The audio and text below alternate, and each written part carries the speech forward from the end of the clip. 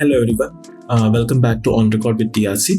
In the second episode of this special series, we'll continue our conversations with Tapasya. If you haven't listened to the first episode, I highly recommend checking it out. In that episode, we explored events surrounding Gola River. We'll briefly talk about it in this episode also, before shifting our focus to river mining in Jammu and then the National Forest Policy. So without any further delay, let's jump into the second episode.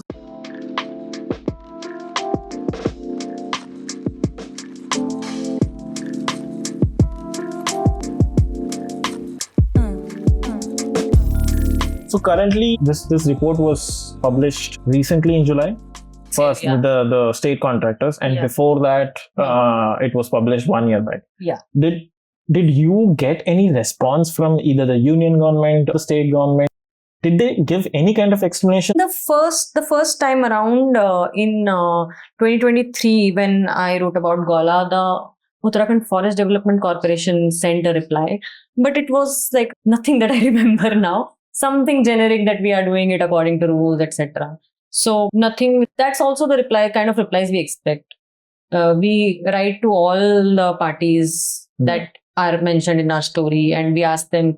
We send detailed questionnaires to them on all the points that we are making in the story, so that they can respond to them, and we give them enough time to respond. In the first case, I think I had asked the Uttarakhand Forest Development Corporation about the approval, saying that these were the non-compliances. What do you have to say about it, etc., etc.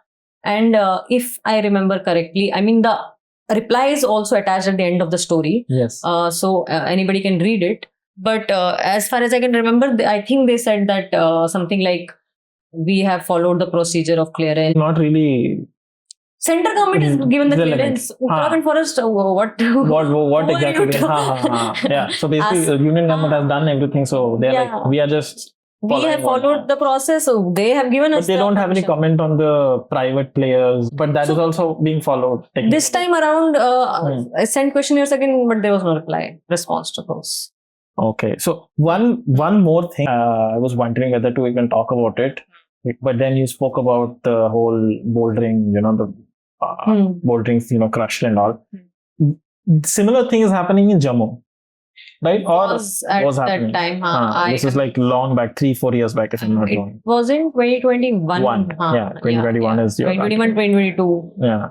But that was a long time back. I'm not sure of the situation right now. I have not reported from there. But at that time when you reported, what was this is because the story particular is kind of, when I started reading, it was funny because one BJP party member was complaining about another BJP party member, and that's how the whole nexus of what is going on there came to light. Right. Even though nothing happened, but something, you got a gist of what might be happening, basically. But what, just to give us a gist as to what was happening there.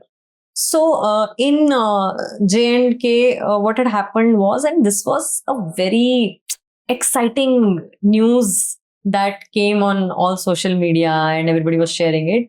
Vikram Randhawa, the BJP secretary at that time of Jammu, he went on record. He owns stone crushers in Jammu. He went on record and basically he had a meltdown on record. So this was in a press conference? Press conference, yeah. Okay. A press conference. So what had happened, he has stone crusher and he was slapped with a penalty of around 1 crore. I think 96 lakh or something by the mining department. So this guy went on record. There were 13 other stone crushers, if I remember correctly. Yes, 13. With slapped with I'm just checking the answer because this is a morning context, so accessing was. You have to put in the email.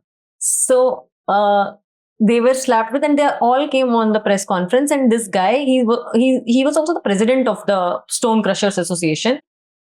Started yelling in the press conference. He called Jitendra Singh, the union minister who was in the PMO, said that this guy is involved in corruption, illegal mining money goes to him. That is what he insinuated.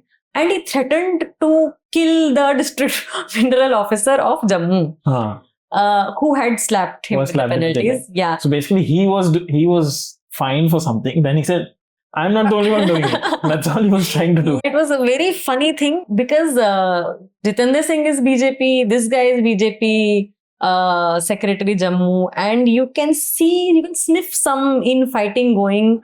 And I don't know if you think about how politics works, these things don't come out in the open so easily. Yeah. Something very terrible has happened there. But that it actually boiled out on the surface. So, I think he also threatened suicide and asked the government to take back the penalties, let them mine. But he did go to the court. Yeah, he went to the court. So if I can sort of chronologically give a very brief summary of what had happened. So this and 13 other stone crushers if I remember correctly, October 2020 or no, in 2018. In 2018, an inspection was conducted by a Jammu, a committee of Geology and Mining Department. 14 stone crushers were found to be flouting the norms. They had material that they could not account for. A stone crusher crushes stone, whatever material it gets is basically mined from the river. So they need to have proper receipts that this material I got from this source, so that it is ascertained that it is not illegally mined material. Basically, it's saying that this particular stock is from this place. That particular stock can be tracked. So to make sure that it is legal. It is, it has legally come, that royalty has been paid on it. So all of these guys, they were found, I think they were also found to be working without a license. I'm sorry, my memory might be a bit hazy. But then all of these 14 stone crushers were sealed in 2018, which means they can't work. Yes. Sealed, police was supposed to enforce the sealing. Electricity connection was cut. Okay, this is 2018. 2 years later, in 2020, another. So at this time of the first sealing, they were served notices and asked, where is this material from? And they had not given any papers to prove that this material is legally sourced, which also means that on that material, a penalty will be charged. So that is 2018. 2 years later, 2020, again, an inspection is conducted and it is found that the seals are broken. Again, there is freshly ground, crushed material in the premises of the crushers. Electricity connection is there. So basically, police is not doing anything. Electricity department is giving them electricity. They are probably illegally mining it themselves. Yeah. So all the things are happening. Again, they were served notices. First, they have a seal. They're supposed to not be working that way. So, but they're actively mining, in fact, actively using the electricity. One of the ways they found out is by that happens later. So that is the boiling point. So at this point, they are served with notices and penalties are imposed on them based on the material that is found. But so the district mineral officer there, Ankur Sachdeva, his name. So he later found out that this unit, I think, Randavas alone had consumed some 1 lakh units of electricity, which means that the material that was processed was much more than the material on which they had imposed the penalty. Oh, okay. So if they impose the penalty on, for example, 1 ton, the electricity consumption is so high that they have probably mined 100. Okay. Something like that. Yeah. So then the district mineral officer imposed these higher penalties. So if earlier Randava was supposed to pay 26 lakh, now he's supposed to pay 96 lakh or around 1 crore. That is when he went public and just lashed out at the minister, Ankur Sachdeva, everybody.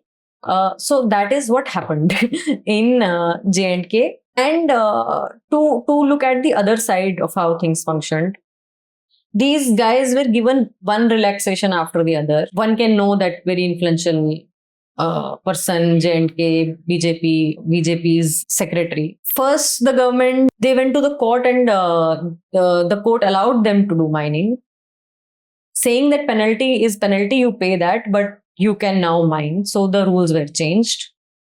Secondly, they were allowed to pay the penalty in 36 installments. It's like EMI. 36 installments. 36 installments. While they are illegally mining anyway. seal is broken, you're not supposed to be doing anything.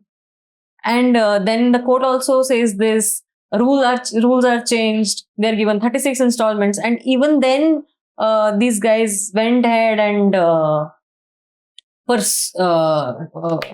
went to the court saying this electricity consumption penalty is not fair, we were not given a chance to respond to it.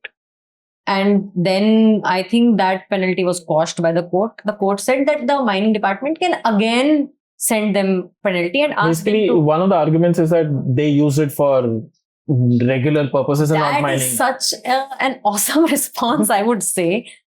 They said, if I remember correctly, that the electricity that we consumed was to maintain the unit and for the labor that is there. Yes. 1 lakh unit consumed is not for I don't know. fans, It's like and I don't think they are treating their labor that well. That to have there are ACs, world-class facilities for your daily labor. Anyway. Exactly. So that is some crap, I would say. And then the mining department was supposed to, ideally it should have pursued the penalty based on electricity consumption, but as far as I know, it did not do that. Instead, it just transferred the district mineral officer who had imposed the high penalty, Ankur Sachdeva. The mining department just transferred or suspended. I think transferred. Yeah, it's transferred. You spoke to him also, right? Yeah, I spoke to him, and he said that he did not know that. So basically, a panel was constituted after Vikram Randhawa became public, and that panel had to look into the matter, see what had happened, and also to check if the geology and mining department had been high-handed in imposing penalties. And this panel is constituted by the government. So the UT. So the panel. So I got the report through RTI. The report notes down everything, all the violations, penalties, and all the facts of the matter.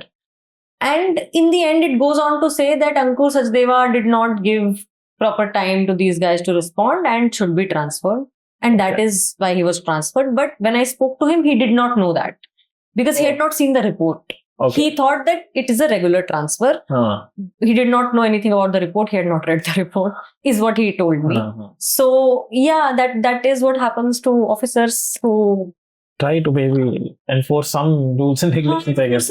Or whatever, who are on the wrong side of the tide. So I'm trying to so basically that really didn't go anywhere. Things are most likely going. At that time when I was reporting, the 13 other crushers were giving their installments of the penalty. Vikram Randhawa had only given one. The 26 lakh wala, not the 96 lakh wala, because 96 lakh electricity consumption penalty was squashed. And the department did not pursue it at that point. So even the lesser penalty he was not giving, and he had gone to the court to also challenge that. Okay. So I wanted to ask, because even in this, there is this whole compensatory afforestation. No, I don't think. This is not forest land. This is not a forest land? No. Okay. No, but I was wondering. But river banks, etc. are, but I don't think this one had, that angle. Okay. No, because I was trying to bring the Jammu thing, because it was really interesting story to begin with, because the way it comes out is like something out of a movie only, that someone goes and lashes out and then realizes that everybody has done it, so we'll. Yeah, Jitendra Singh did a defamation there was a defamation suit of 2 crore rupees or something. Think one of them apologized, I think. And then Vikram Randhawa apologized. Yeah. So he was also removed from the BJP. Oh, okay. I'm not sure BJP or the BJP's secretary post, but he was. Before we continue the rest of the episode, we want to take a moment to highlight the work we do at the Reporters Collective. The Reporters Collective is dedicated to in-depth independent journalism that brings crucial public interest stories to light. Investigative reporting like Tapasya's, which we are discussing, requires significant time and resource to produce, and even more to transform them into podcasts. If you value this work, please consider supporting the collective. A link for donation will be provided along with the podcast. Thing is, I wanted to speak about the forest for profit, right? So I was trying to connect, but then in this, it's not that. I'll give you a connect. Yeah. So, if one thing that is common in the Uttarakhand story and the J&K story is that both these stories have involvement of high profile state leaders and even the union government. In Pushkar Singh Dhami's case, when he wanted extension, he went to Bhupender Yadav, environment minister. Both sat down as if it is like just between these two guys. And he posted pictures, etc. And in a second case also, before elections, Lok Sabha elections, Trivendra Singh Rawat, previous CM of Uttarakhand, BJP leader, he lashed out at the government saying a lot of illegal mining is happening in Haridwar, which is now his constituency. He won from there. And basically that is pointing a finger at the Pushkar Singh Dhami government, right? So that also looks like it's a very similar kind of infighting kind of thing. So the fact that these things are probably coming out, and these things are happening around river mining, right? Yeah. So I don't know, because there's politics involved in terms of who's earning more and who's earning less, probably, and then it comes to the fact that the actual rules of forest conservation has not been followed. In Uttarakhand also, they did not give sale proceeds for forest conservation. And Uttarakhand at that time had severe forest fires. Around more than 800 incidents of forest fires. I think 900, if I'm not wrong. Okay. I think till June it was 800 something. And 11 people had died in forest fires.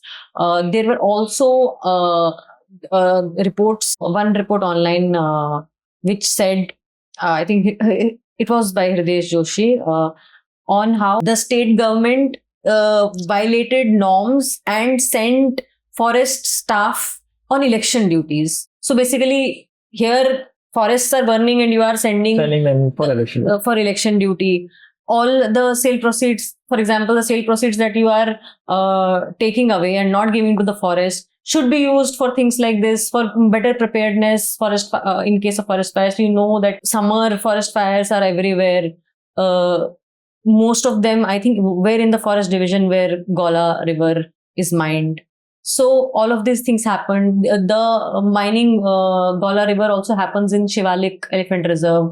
There is elephant corridor. There is tiger corridor around. So there's human-animal conflict. There's a lot that the forest department has to do. That is not happening. But that's the thing. So this is nice hook because this reflects the attitude of the union government towards these rules, because all governments, state union, but we're talking like I wanted to bring that the whole your series of forest for profit, right? Yeah, that's where, because one of the, like, I'm just reading out that Harshvardhan Singh in 2017 he was union minister. He talked about integrating the forest laws, all 3 laws if I'm not wrong. So there's a national forest policy. The previous one was in 1988. Yes, 1988. 1988 forest policy.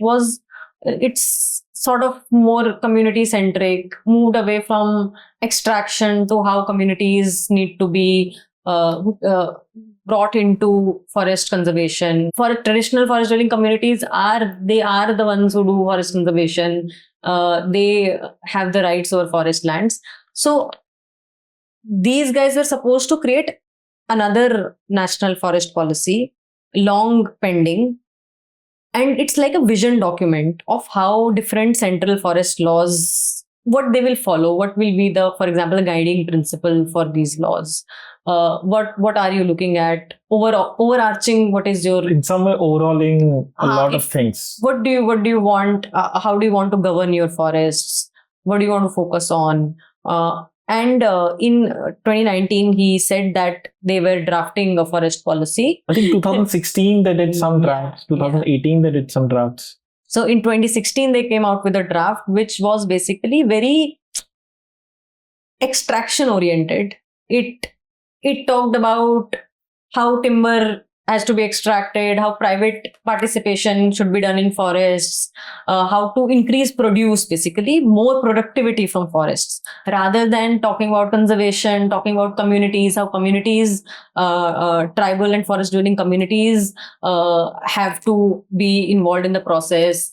Their rights have to be recognized. So basically reducing the role of communities which are dependent on these So they things, were not the center. The center became private private players and the and profits. how they can increase productivity, forest ka productivity, how that will be increased. That is 2016. It faced a lot of backlash.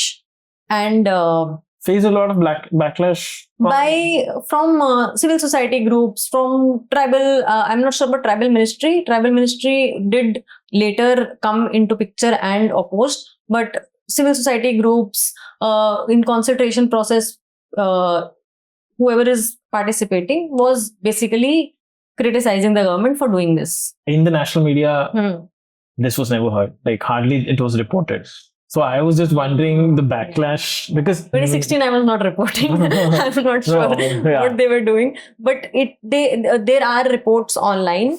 Of course not. I did not read mainstream media reports, but there were reports online of how this has. They have made this national forest policy. So after 2016, the government was asked in the parliament, what about the national forest policy? And they said one is being drafted. And that was considered an assurance in parliament. So it's not like you come to the Lok Sabha, say whatever. What basically Reporters Collective has currently a series of articles on this. On assurances. I mean, how they're followed, how they're flouted. But in general, the rule is that when you are when you're a MP or a party, you come and say that, as even union government, you come and say that you are going to do this. You have to follow it up within 3 months, if I'm not wrong. Yeah. So the ministry says something in the House of the Parliament. If it says it's doing something, going to do something, something's happening, it is considered an assurance that you have given an assurance in the Parliament that this is happening or this will happen. And then you have to fulfill that within 3 months. If you need extension, it is extended. You give your basic reasons. Yeah. You give your reasons and you can get it extended. But the thing is, you can also get it dropped. That is also in the rules. And what we have seen is that in this case, and in many cases, they just get their assurances dropped. So, I mean, going to parliament is not just speeches in the sense that they are saying serious things there. They have to follow with what they are saying, but they don't. But in this case, what exactly happened? It's even more interesting. So in 2018, again, they came out with a draft, which was again basically the same thing. Just cutting it. So in 2017, the Union Minister Harshvardhan Singh, if I'm not wrong, he said something in the parliament. He replied to a question saying that it is being made. Drafting is being done. Okay, continue. And then they sought extensions to do that. In 2018, again a draft was published. Again, it drew a lot of criticism. It said stuff like same commercialization of forests, bringing in private players into forests.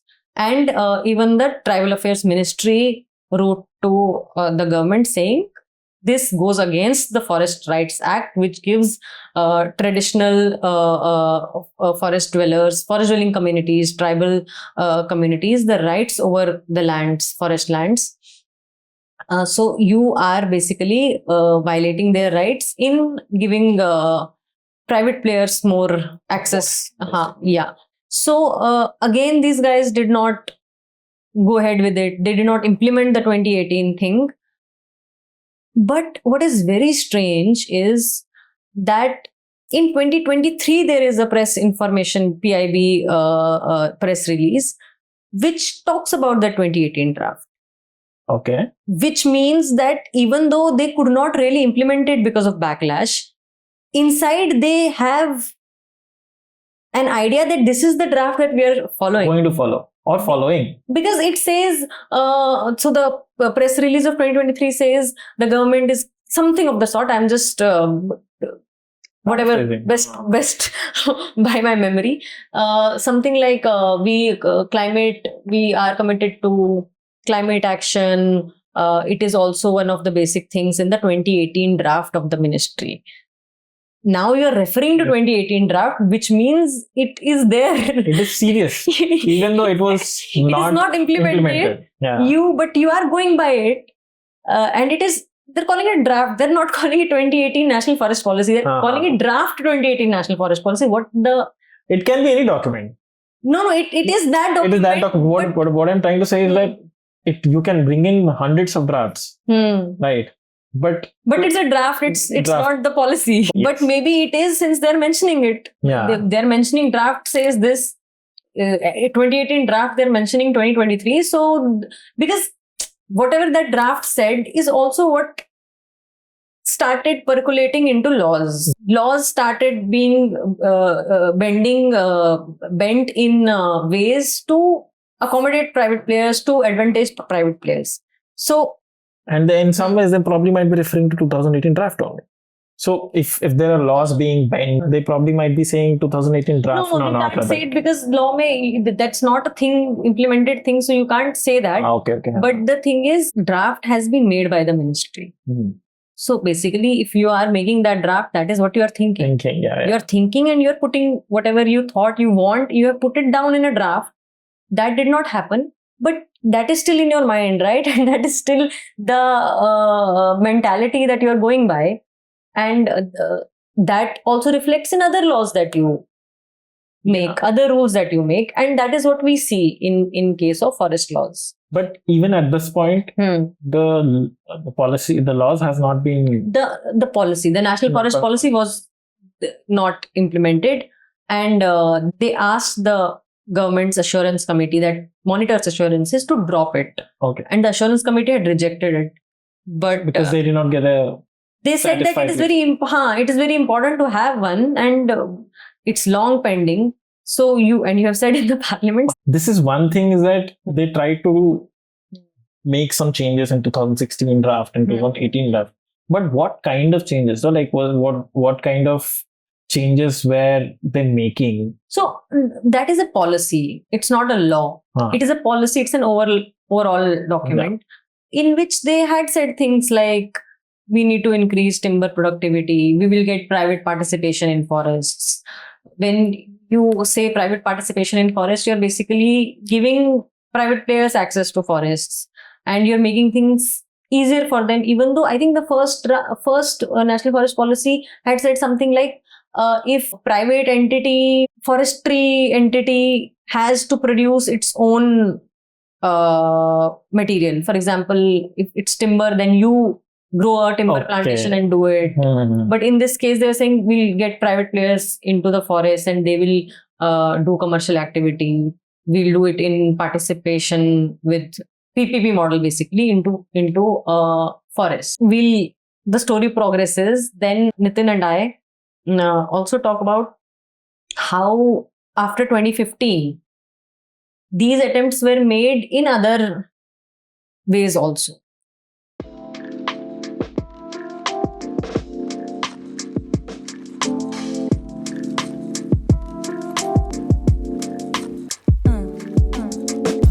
That's all we have from this episode.